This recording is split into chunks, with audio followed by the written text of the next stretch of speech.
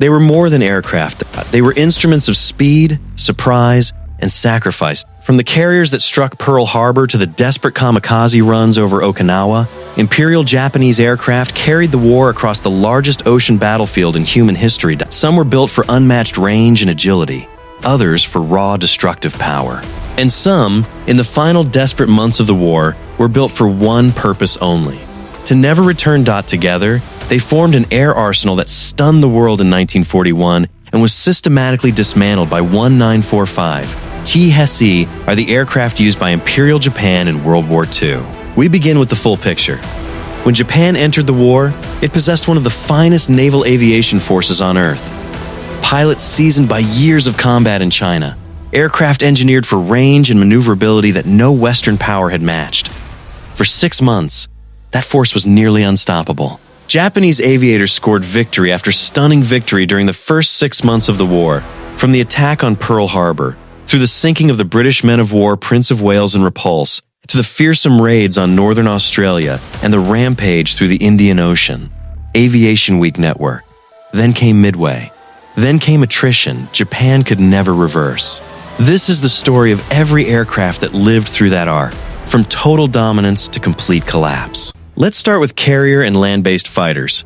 Mitsubishi A6M, Japan's first carrier-based monoplane fighter and the world's first low-wing monoplane to operate from a flight deck. It cut its teeth over China in the late 1930s and gave Japanese pilots their first taste of true air superiority before the Zero made it obsolete. Mitsubishi A6M Zero, the single most famous aircraft Japan ever built. It was utterly dominant from its appearance in 1940 to the latter end of 1942, remaining a dangerous opponent to the war's end in the hands of an experienced pilot.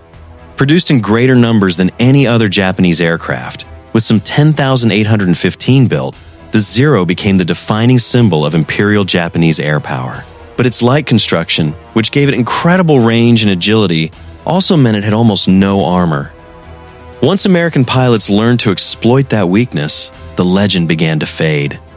Oryx the War Zone. Nakajima A6M2N, a floatplane variant of the Zero, built to operate from forward bases without proper airstrips. Strapping pontoons onto a fighter cost speed and agility, but it gave Japan air cover in remote island chains where no runway existed. Mitsubishi J2M Raiden. Codenamed Jack by the Allies, the Raiden abandoned the Zero's philosophy entirely. Built as a high-altitude interceptor rather than a dogfighter, it traded range and agility for speed, armor, and climb rate. Exactly what was needed to intercept American B-29 bombers. Kawanishi N1KJ Shiden. Born from an unlikely conversion, engineers took a float-plane fighter, the N1K1 Kyofu, removed its float, and fitted wheels. Codenamed George, the resulting Shiden proved faster than the Zero and became one of the most respected Japanese fighters in the final year of the war. Mitsubishi A6M Reppu. The aircraft meant to finally replace the legendary Zero. Only 10 pre-series examples were ever built, and it never truly entered service in time to make a difference. Nakajima Ki-43 Hayabusa, the Imperial Japanese Army's primary fighter for most of the war. Lightweight and extraordinarily agile, the Hayabusa dominated early campaigns across Southeast Asia before newer Allied fighters caught up to it. Kawasaki Ki-61 Hien. Known as the Flying Swallow, the Ki-61 broke from Japanese tradition by using a liquid-cooled inline engine instead of the radial engines that powered most Japanese fighters. It gave Army pilots a faster, more heavily armed option against increasingly capable Allied aircraft. Kawasaki Ki-100. Born from desperation. When engine shortages crippled the Ki-61 production line, engineers fitted a radial engine onto leftover Ki-61 airframes. The result was one of the best fighters Japan produced in the entire war, arriving far too late to change its outcome. Nakajima Ki-84 Hayate. Fast, well-armed, and genuinely capable of matching late-war American fighters when flown by a skilled pilot. By the time it reached frontline units and numbers, Japan no longer had enough experienced pilots left to use it to its full potential. Nakajima J1N Gekko, the main land-based twin-engine heavy fighter of the Imperial Japanese Navy, with 479 built. It proved its worth escorting land-based bombers, especially in the early stage of the Pacific Campaign. It later found a deadly niche as a night fighter, hunting American bombers in the dark. Kawasaki Ki-45 Toryu, a twin-engine heavy fighter built for bomber interception and ground attack. Slower than single-engine fighters, but carrying heavier armament, it served as one of Japan's primary night fighters against American B-29 raids. Now, dive bombers and torpedo bombers. Aichi D-3A, codenamed Val by the Allies. The primary dive bomber of the Imperial Japanese Navy, it saw action in almost every major Imperial Navy operation of the early war.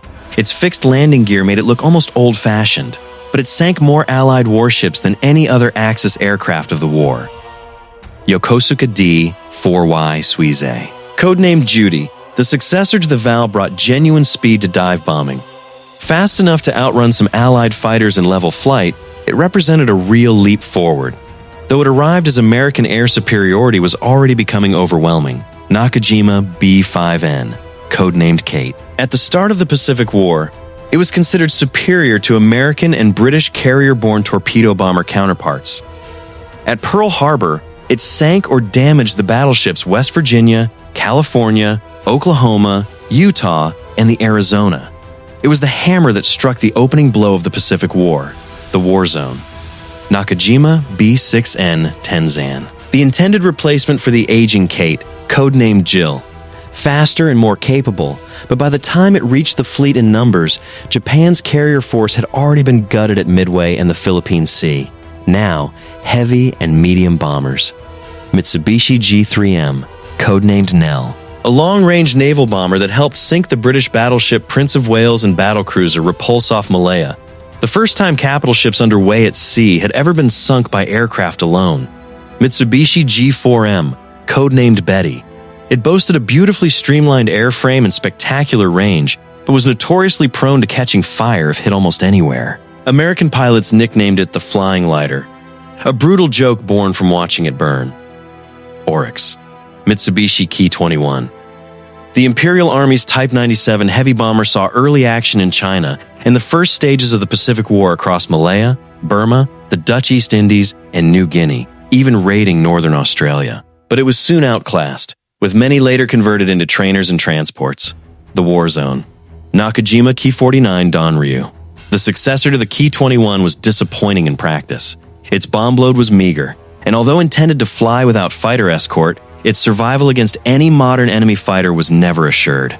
Oryx, Mitsubishi Ki-67 Hiryu, codenamed Peggy. Widely considered the best Japanese bomber of the war, fast and surprisingly maneuverable for its size. It arrived too late and in too few numbers to alter the strategic picture. Now, reconnaissance aircraft. Kawasaki Ki-46, codenamed Dinah.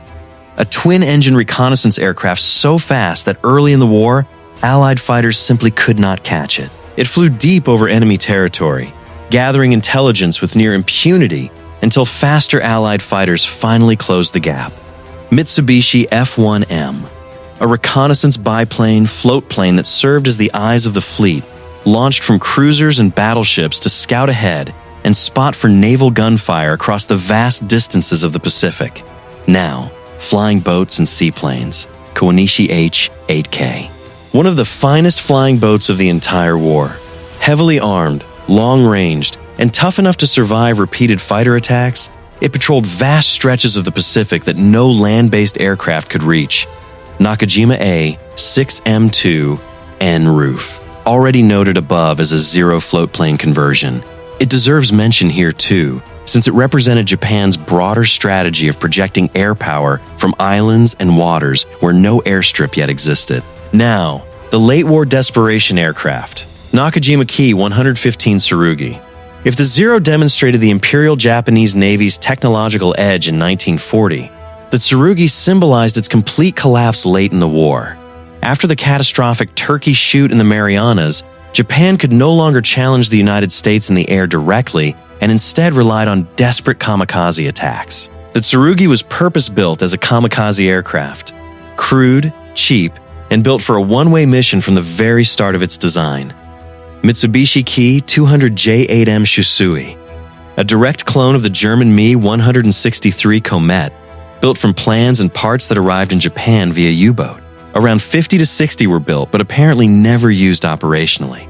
a rocket-powered interceptor born from an alliance already crumbling on every other front.